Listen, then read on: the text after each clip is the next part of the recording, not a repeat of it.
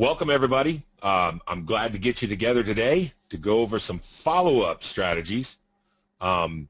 Most of you probably know me from Automotive Industry Exposed or Mastering Direct Mail. That's two of my courses that a lot of you chose to participate in. But some of you might just be on my list, and that's okay too. I just want you to be able to have a chance to get to know me and know my direction and who I am and what I'm trying to do here. We want to talk about follow-up strategies, and naturally, because automotive is my industry that I chose for my niche, it's going to be a lot of it's going to be focused towards that. But we can also talk about follow-up in other industries as well. But I wanted to go over a couple things and show you the importance of follow-up. And the main reason why we decided to talk about this, most of you know Brian's in the Caribbean right now on a cruise, but he landed a independent dealership last week. And the guy did everything in his power to try and discourage him or persuade him away to not continually to follow up. He kept saying, call me in 15 minutes, call me in 15 minutes. And luckily, Brian was adamant enough and pursued the guy and called back, and continually followed up with the guy to where he landed a pretty good deal. I think he ended up at like $22.50 for some social and a little bit of SEO for an independent dealer, which is nice. That's a good deal. So I know a lot of us have the $500,000 or $600,000 smaller clients, and when you hear our numbers we're talking about with automotive, a lot of people kind of get that wow or aha factor, and they're pretty realistic with automotive. You just see larger response, larger return on your investment and your time. But the main thing I wanted to talk about with follow-up strategies, with the truth here, I want to give you some great information real quick. The truth about how to follow up and land the deal, did you know that 80% of sales are won on the 5th to 12th contact? So I know for a lot of people it's tough to go in there and actually pitch, your first time, and you get down a little bit if you don't get, close the deal the first time, but that's looking at industry standards, that's not even expected. So don't let that persuade you or discourage you. It's the follow-up after the fact. It says, 48% of the people you meet in business, whether you're networking or trade show events or however you're getting your leads, will never follow up with you past the first contact conversation. And I can honestly say I'm guilty of this. I meet people and I think, wow, I need to call that guy or call that lady, and you lose the business card or you throw it in your briefcase or you whatever happens, and you never follow up. If you want to start talking about successful industry and successful business, it doesn't start with just driving revenue. The way you're going to drive that revenue is with proper follow-up. If you don't have a follow-up system in place, you need to get one. And you got to make sure, whether you got to go buy a calendar or a binder book or whatever you got to do. I've got a whiteboard in my room. Obviously, all y'all know I'm not married because no wife would ever allow you to do that. However, I have a whiteboard in my room. I'm a little bit over the top, but that's how I keep up with my stuff, and that's how I make sure I follow up and I'm on time to things. I don't have the greatest memory in the world. I'm guilty of that. I will forget things if I don't write it down and put it in front of me. And the way that I've found for myself is I have a calendar and a whiteboard right inside my closet, and it's kind of a walk-in closet, so it's pretty nice, and that's how I keep up with it. But you want to make sure that you're following up with your people, and don't let the first contact, however it goes, don't let it discourage you. And I'm going to talk about that a little bit today. We're going to talk about some other stuff. Some more truth real quick. 48% of salespeople never follow up with a prospect. 5% of salespeople make a second contact and stop. So 1 out of 4 people only make the second contact. And then 12% of salespeople make more than 3 contacts. So realize right now, sales is something that you have to hone and craft and train and get on these webinars and listen to other salespeople or get into the group and ask questions and learn how other guys are selling or girls are selling. But realize right off the bat, even if you're not a salesperson or sales type, or if you're not like me, I'm a sales guy, right? Right off the bat, if you'll just get your follow-up process down, you'll put yourself in the top 12% of closers. Just by properly following up. Because regardless whether or not you're a great salesman or not, the other people are slipping and not doing proper follow-up, getting busy, getting distracted with other projects, buying other shiny objects, whatever it is that you're destroying yourself doing, and not staying at your goal, and that's to continually to follow up. Just because you hear no once, just because you're told I'm busy today, just because you got put on ice in a showroom, and those of you who walked into dealerships know what I'm talking about, doesn't mean you don't follow up. Now, I know your ego or your, this guy's just not professional, and you can think of 100 reasons to give up, but until somebody says no, then follow up one more time. I mean, literally, like, don't let it take you down like that. You know what I mean? You got to follow up. So think about it. The point of I'm trying to point out here is, if you can just have your consistent follow-up procedures, you will put yourself in the 12% that make more than 3 contacts. And I'm going to show you why that's important. So what's the phrase of the day? Follow up. Don't forget it. Here's the deal. Let's talk about first contacts. Let's talk about what you're really trying to sell. A lot of you might be psyching yourself out or getting yourself all excited or nervous that you're going to have all the answers. You're going to freak out thinking that you got to be able to answer any question this guy throws at you, because he might not think you're professional if you don't have it. Those of you taking some of my coaching classes or have listened to me on webinars before, I always like to sit down and I have some preliminary questions I always ask a dealer or a client. And the reason why I like to ask those questions up front is because it gives them a chance to answer the questions. All I'm doing is asking questions. I don't have to think on my feet for the first 5 minutes. It gives me time to kind of slow down and get comfortable in my environment. It gives me a chance to really show them how to allow them to speak and talk about themselves, and I get more time to prepare and to strategically ask the correct questions. So a lot of my preliminary questions, I always ask people how many cars you're selling, new, used. Are you doing any secondary? How's your service? How many ups? How many turns? I ask all the questions. So one, I'll have all the information from the dealer that I need, and two, I get a chance to settle down. And if you'll start doing this, you'll find it to be a lot more effective in your closes. But start thinking of your first contact as something a little bit different than, man, I'm going in, I have this one meeting with this one friend that has 12 rooftop deal, and this is it. You got the whole Eminem playing in the background, freaking out, thinking, this is my one shot to make this work. It's not your one shot. You got to start looking at contacts or your first contact in a sales pitch as more than a one call close scenario. Will it happen? Yes. Will you find that more of those will happen the more people you pitch? Yes. If you have one deal and get your feelings hurt and never pitch somebody else again, you're just going to fail your industry and your business, and that's not going to help you. And that's not going to make you successful. And that's what we're here today, is to make sure and help you get successful. First contact. Network with a specific intent of setting the stage for follow-up. Meaning, let them know that, have a reason to contact them back. Hey, I can get that for you. You'll love what I'm going to show you. When can I get that back to you next week? When will you be available? Go ahead and start setting up your second follow-up. Don't have all the answers to everything the first meeting.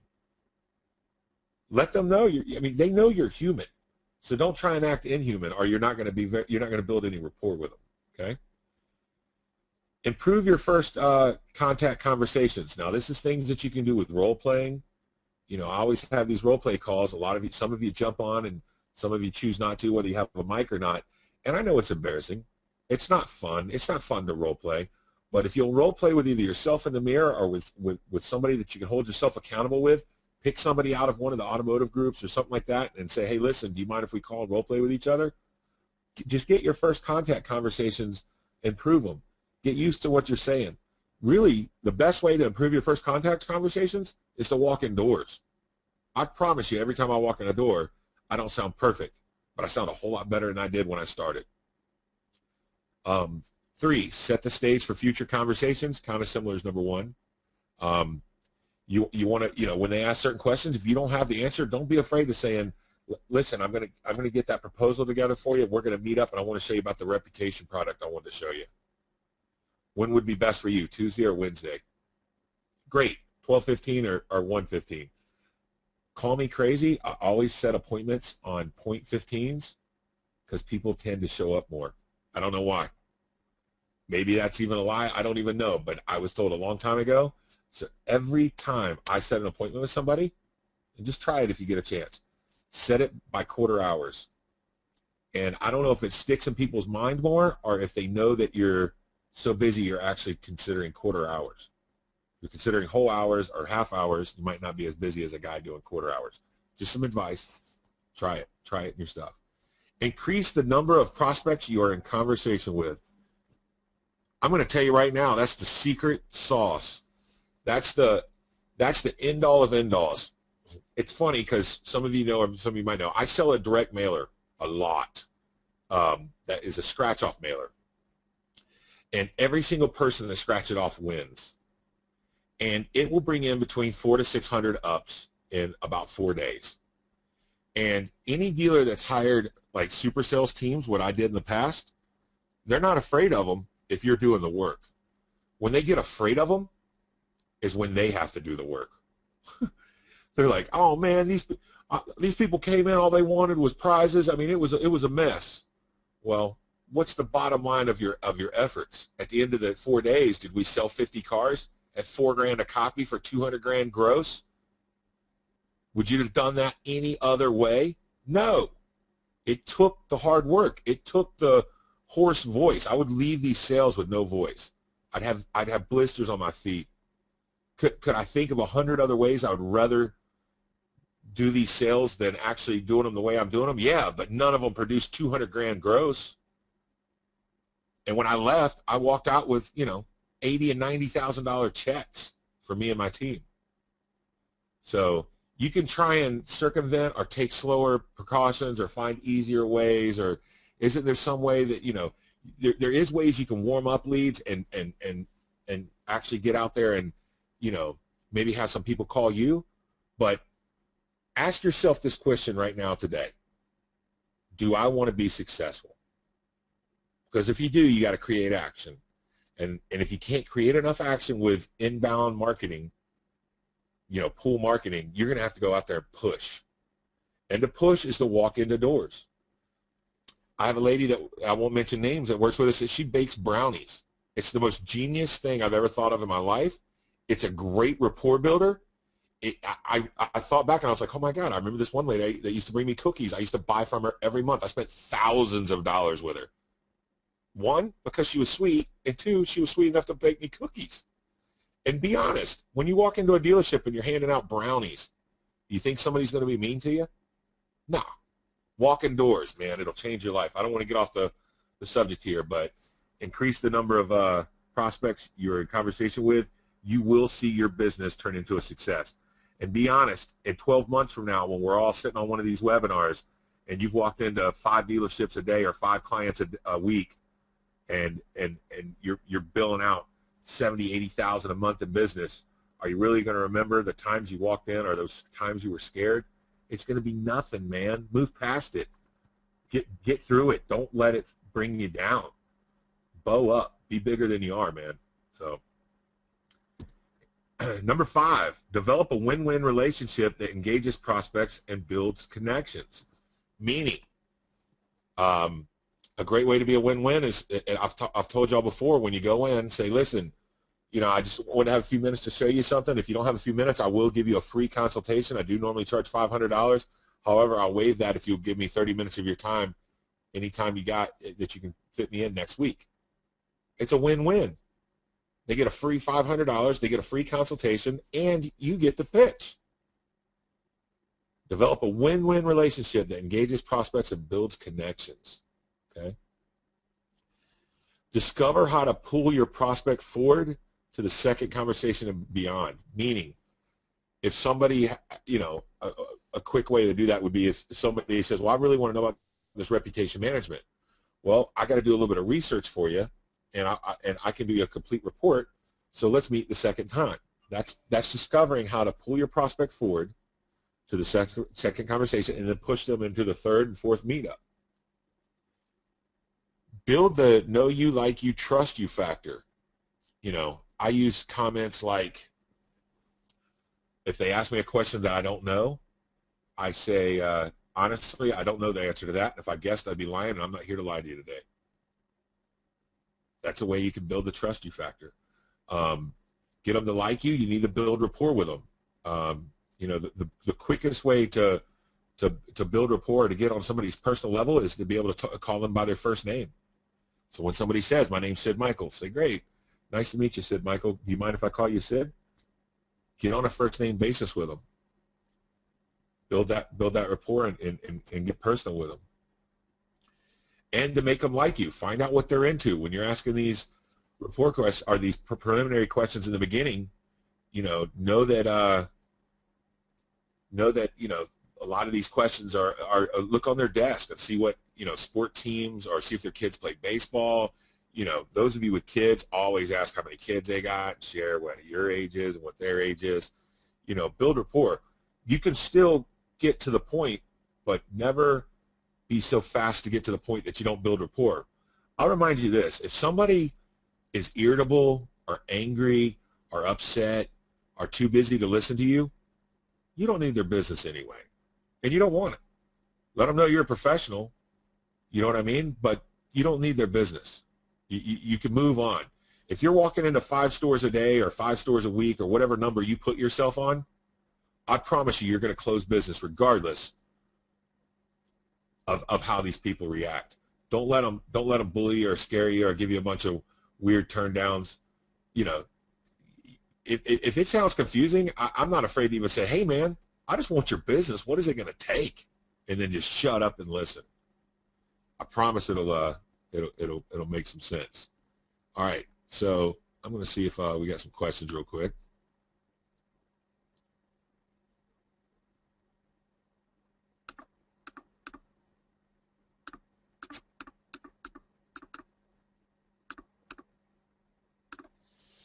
All right, seeming desperate. Good question. How do you effectively follow up without seeming desperate? Well, first off, when you position yourself to follow up, you don't say, when can I follow up and get that check? You know what I mean? You say anything but how you want the check. When you follow up, you say, it's something to be like we talked about, a win-win for them. When can I follow up with you and get you that report on how your reputation looks? Or when can we sit down and I can give you that consultation on your reputation? You're asking them something that's a win to them.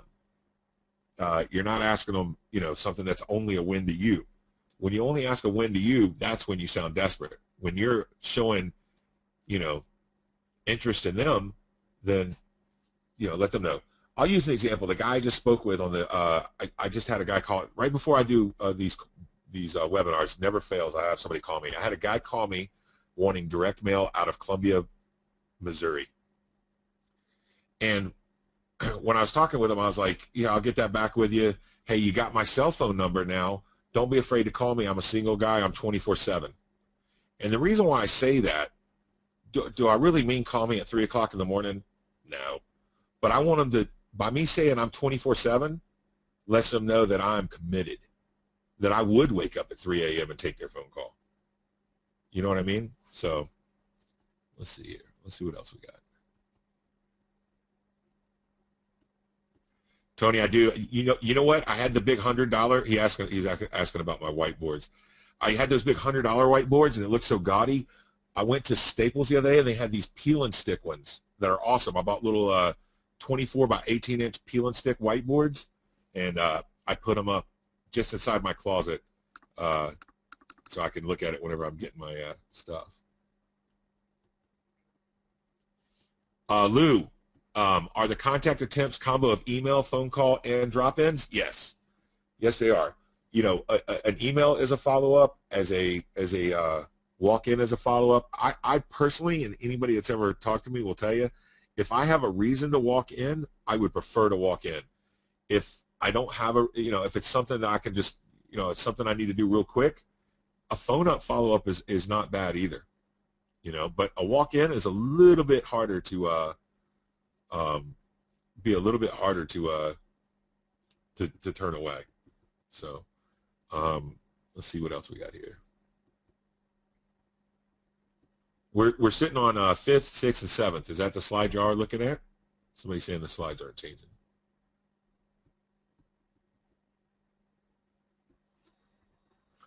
All right. So without moving too fast, and I want to give y'all some good intent here, when you're making your follow-ups, understand that the first no, make everybody tell you no twice.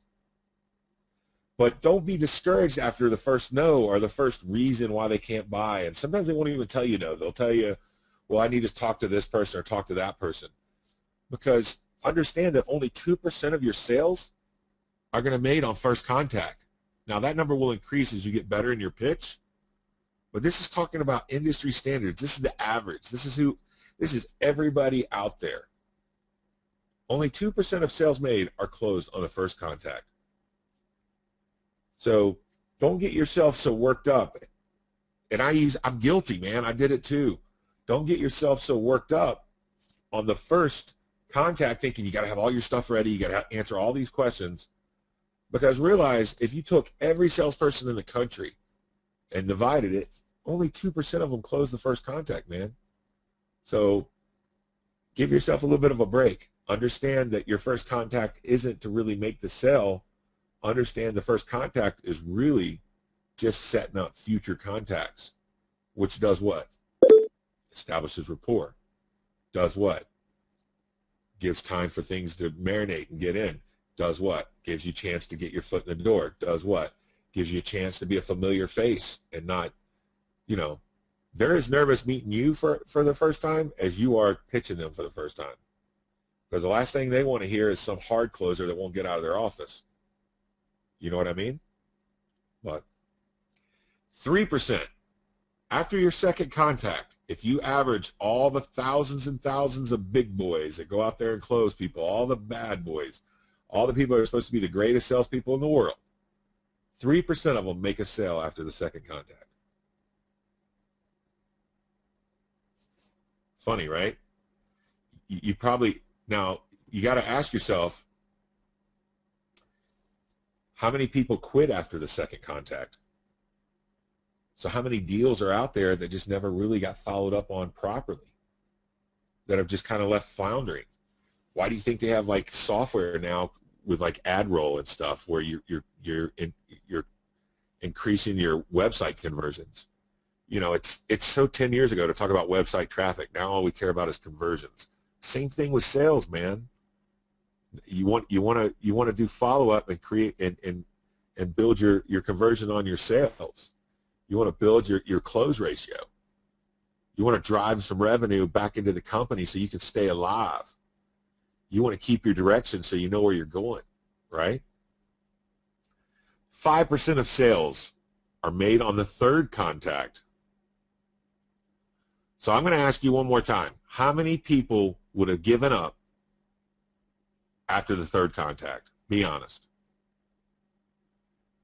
Because a total of only 10% of the sales have been closed. So there's 90% of the business out there that's still existing, that's still ready to buy, they're still in the market, but you didn't take time to build the rapport with them. You didn't take time, you wrote them off, you prejudged them. You thought, oh, screw them. They don't want to buy. That guy's wasting my time. Now, is there some scenarios where the guy's going to be wasting your time? Yes. Is there any reason that you shouldn't still go in there if they're along your way and stop in and say, hey, what's up, man? Just want to say hey to you. You know, remember this, and this is especially in the car industry. Maybe you go into a store and the guy's nice to you, but he blew you off. Do you know what the chances of him being working in another store in 30 days is? extremely high. Turnover is massive. So when you got somebody being cool to you, but yet they might not be in the market, doesn't mean they're not in the market later. That deal I got today that I was talking about, the guy in Missouri, was sent to me by a guy I worked with 8 years ago that I haven't talked to in 2 years. He just mentioned my name on a Facebook group, and the guy called me because he knew I was good at mail. Now, the guy that I worked with 8 years ago, blah, blah, blah, I mean, was there any reason to ever, be nice to him or keep in touch with him? Of course. Let everybody know what you're doing. Still go back. Let them know who you are. Maybe you don't put them on a weekly revolving visit. Maybe you put them on a monthly revolving visit. But you try and contact them. Every single person you ever come in contact with, you didn't do your job if you don't leave there with knowing one thing that they're passionate about, whether it's the Steelers or, the Braves or the Falcons, or if they love hunting or fishing, anything. You should always try and focus yourself to get that one piece of evidence or that one piece of information, so the next time you run across something, the guy's into fishing, you're out on the weekend with your mom looking at garage sales, wasting time, and you see 10 fishing lures for 25 cents. Pick them up, man, and go take them to your buddy you know's into fishing. You got tickets to the Braves, and dude, I've done this a lot. I've got tickets to the Braves. I can't go. I've got a webinar. I've made other plans or whatever's happened that I just really, honestly, don't feel like driving all the way downtown. Oh, that's right. Casey Coffee at Gwinnett Place Ford loves the Braves. Run by there. Hey, Casey, man, I don't know if you can use these. Here's your 2 tickets. Give them to your top salesman if you can't. Whoa, Sid, what have you been doing? Man, I'm too busy, but I'll come by next week and show you, man. I've got some mailers you'll love. Wait till you see what we're doing with social media. It's going to blow your mind. What are you doing with social media? Nothing? I'll see you next week. You see what I mean? You have to, use this. So to establish one contact and think they're done, or to establish a second contact and get frustrated, or even to establish a third contact and quit. Now let's go one step further. Fourth contact. 10% of sales are made on the fourth contact. That's better. That's good. Let me ask one more time. How many people would have walked in there 4 times? How many people would have contacted this guy 4 times? How many people would have not, just moved on and thought, okay, the guy doesn't like me or doesn't want to deal with me? All of us would have. A lot of us would have, right? Here's the cool thing that I noticed by looking at these percentages, okay? When you get blown off the first time, or it didn't go the way you thought the first time, or maybe you do get another appointment, but you didn't close the deal and you thought you were going to change your life today with a $5,000 contract, right? You know what's exciting about knowing the next time you get to go see them? Your chances of closing them increase every time you do it. Every time you get sent out of there, but yet you have a reason to come back, you've got an increased chance of closing them. That is awesome. You should be excited about it. You know every time you go back in there, you're increasing your chance of closing. Statistics show it, whether you're a great salesman or not. And you know you're becoming a better salesman every day because you're training. I'm excited about that. I would look at certain certain appointments is to be the same. You know what I mean? And let me look through and see some. I see a ton of questions. Let me try and answer some of these real quick. A lot of us agreed that we wouldn't go in there 3 or 4 times.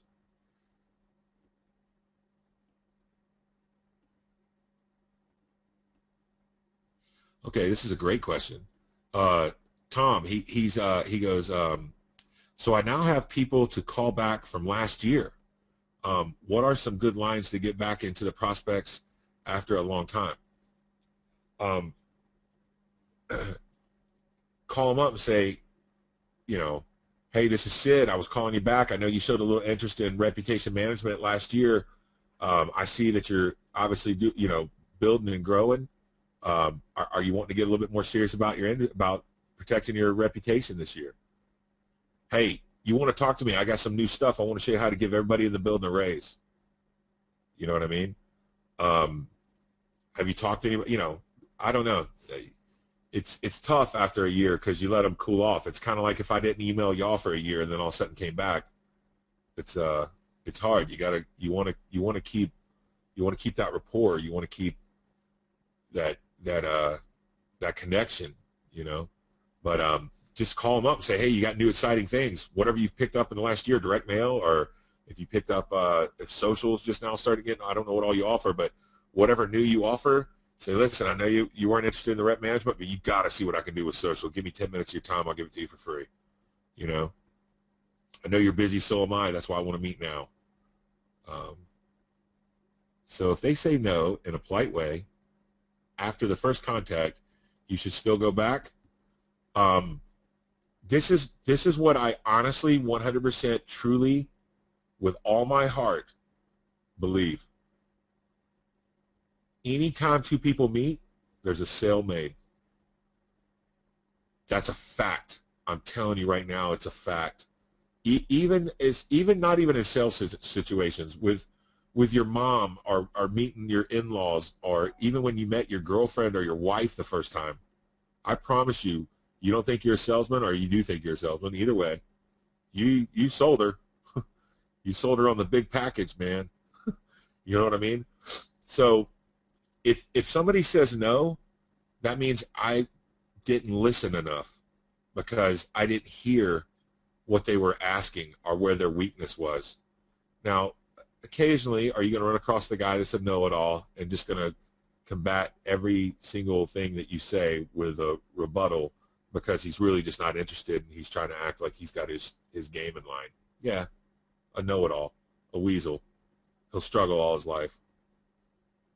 You know what I mean? But genuinely, when you sit down and you build rapport with somebody, if you listen to every single thing that they say that they need, and if you interview them properly, they will tell you, and you will have a solution. There's a deal every time. Now, you're right. Occasionally you get that guy, but I hate to hear no's. And honestly, I'm a firm believer. I make people say no twice. I don't even hear them the first time. I'm like, oh, I'm sorry. Maybe I didn't go over this correctly. Because everybody else I've showed this to is jumping at the opportunity for it. So obviously I missed something. Make them say no twice. Let's see here. We got another question. It says, email like a personal news release, website update. Email's a nice little way to contact them. But if you haven't talked to them in a while, you know, I would walk my butt in the door, call them directly. Don't hide behind curtains. This is a face-to-face business. This is the truth. And I've talked to a lot of you on the phone. I've talked to a lot of you in webinars. I've talked to a lot of you via email or in the group. Yes or no? Answer this question right now.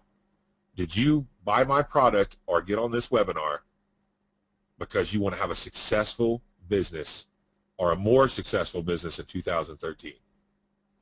Yes or no? Because I can tell you what you want to hear, or I can tell you the truth. And I don't feel like I would be I don't feel like I'd be giving you what you can get out of me if I told you what you want to hear. Truth is, you need to walk in the doors. You need to walk in the doors, but I want you to pull that pressure off of you a little bit, because I want you to pull that pressure off of you a little bit, because I don't want you to think that you got to close them and have the answers to everything. I want you to know that all you're walking in there to do is, to, 1, make a friend, 2, find out what they love to death, 3, set up a second appointment. Now, that's easy. That's not hard.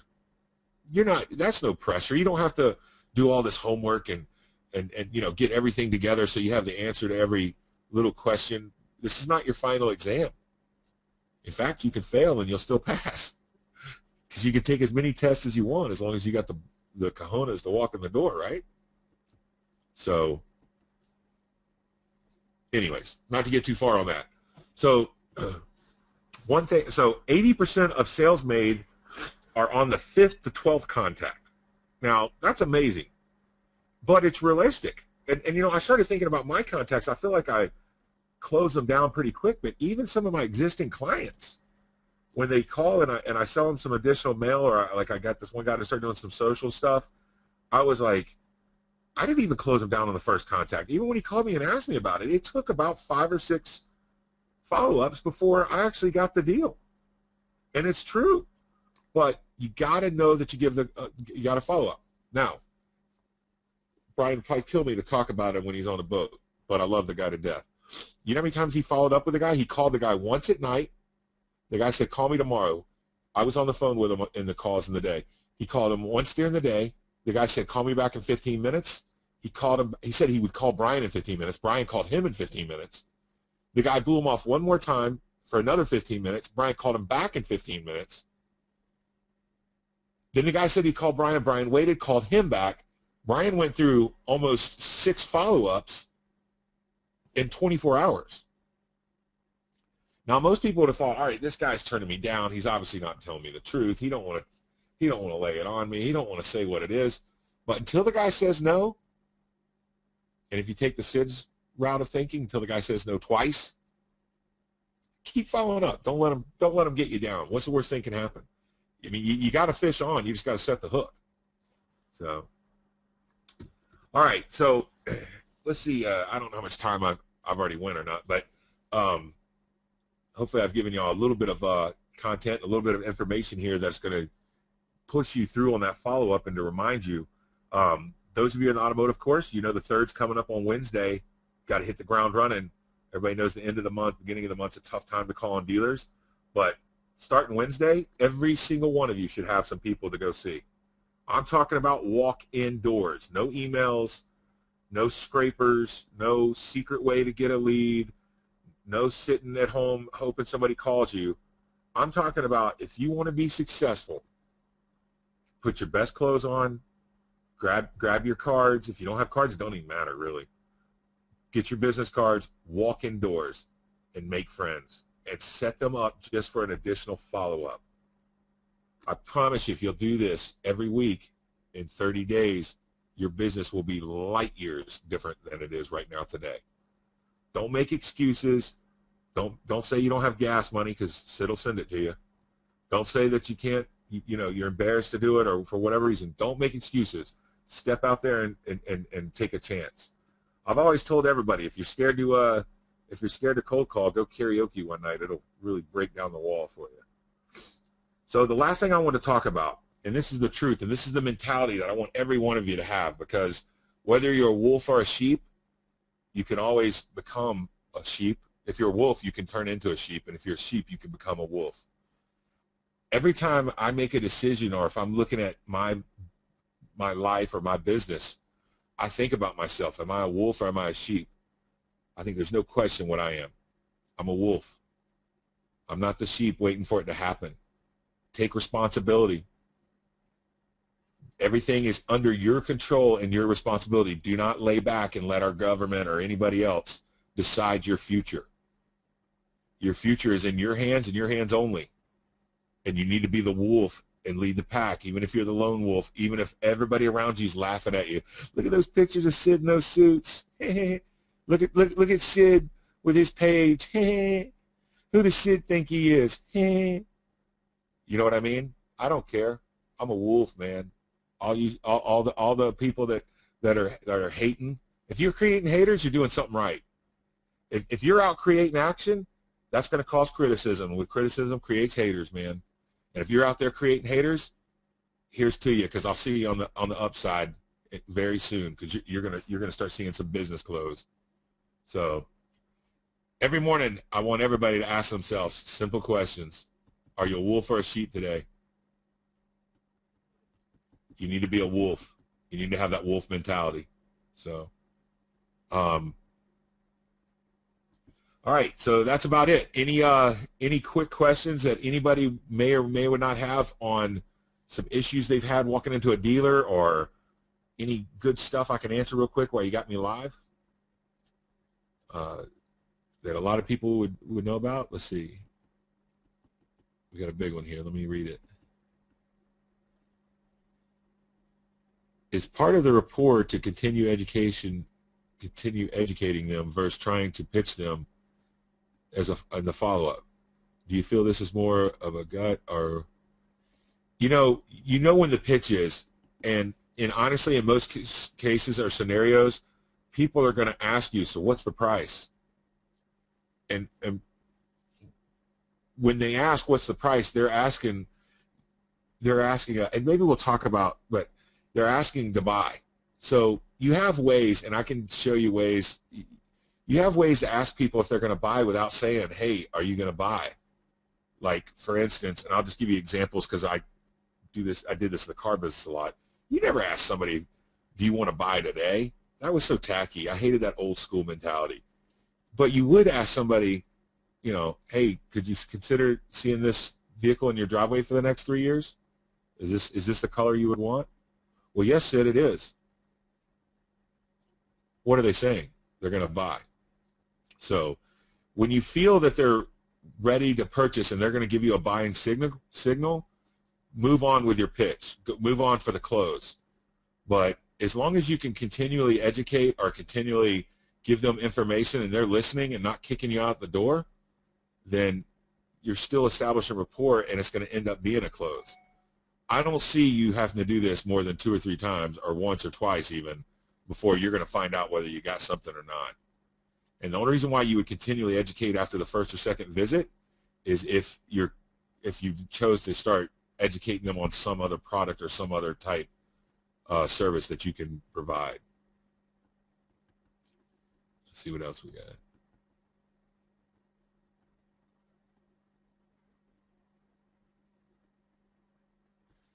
Who would you go for first, the GM or the owner?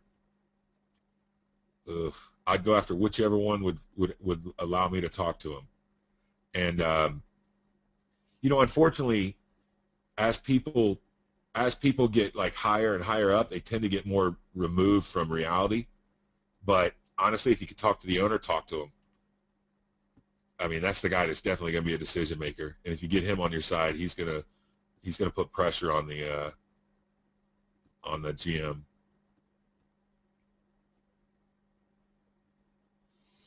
All right, we had one question where the lady or the Mercedes store that's owned by AutoNation, and they said AutoNation had to approve. You need to contact the director at AutoNation. There's a sales director. Contact them and find out if it is him to approve. I'll be honest with you, that could have been a left-handed turn down because a lot of dealers, I mean, they're general managers. I mean, they can sign the checks, but they can't make a decision. If you build value in the necessity of what you're offering, I promise you that guy can write you a check for it without any approval. So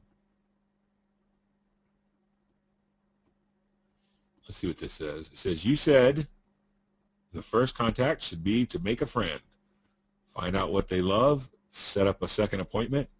Can you give us an example of this dialogue you might use? Does anybody want to get on and let's role play some? Let's role play right here for anybody. It's kind of hard for me to be both people.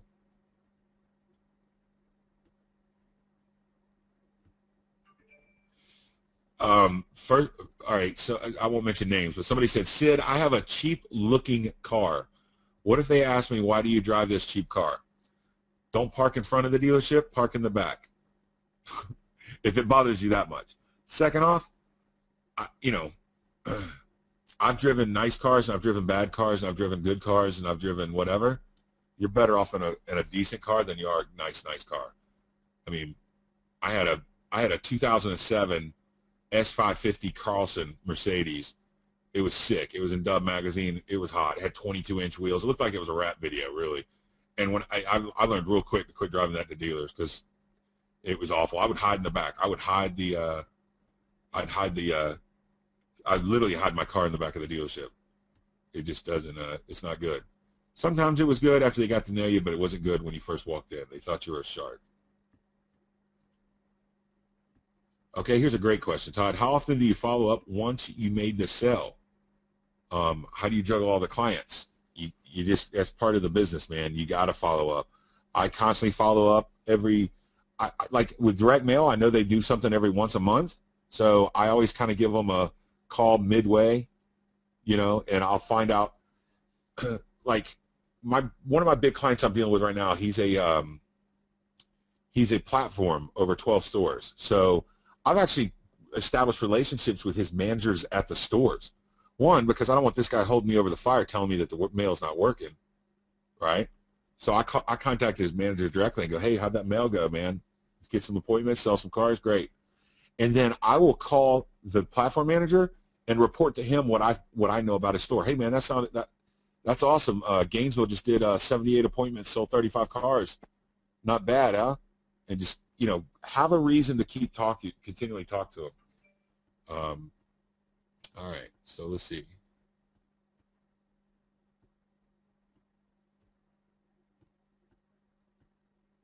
All right, hold on a second.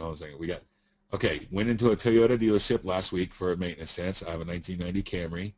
It was because of the old car that I scored a second meeting, yes. Totally improv. That's right. They love older cars.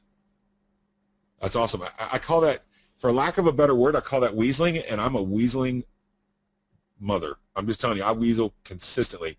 If I have a reason to walk into somewhere to get tires, or if I take my car for oil or something like that, if I have a dealership that I've had a hard time getting through to, I will take my car up in there and service that sucker so fast.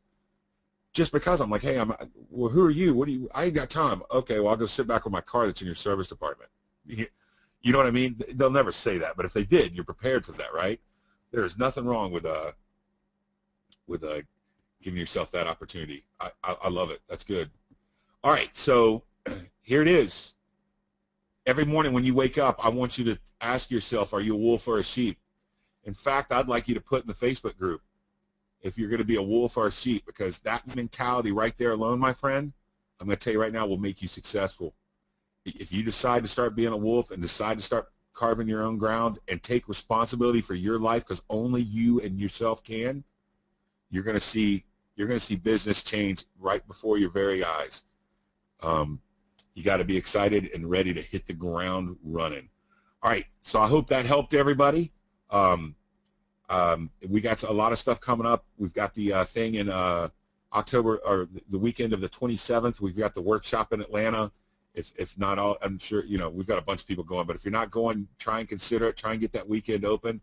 That's going to be invaluable information that you're going to learn live with me and Brian right there with you, working in a workshop. It's not going to be a pitch fest. There's going to be nobody pitching, in fact. It's just going to be us working with you and teaching you and working with you and doing role playing and working with you in different situations. We're going to show you how to write PR articles. We're going to show a bunch of stuff.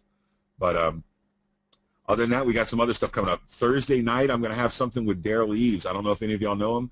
He does some stuff with YouTube, and he is the best at it. So I'll send y'all some emails telling you all about that. But by the way, decide right now if you're going to be a wolf or a sheep, and you'll decide whether or not you're going to be successful or not. Talk to you all later. Thank you.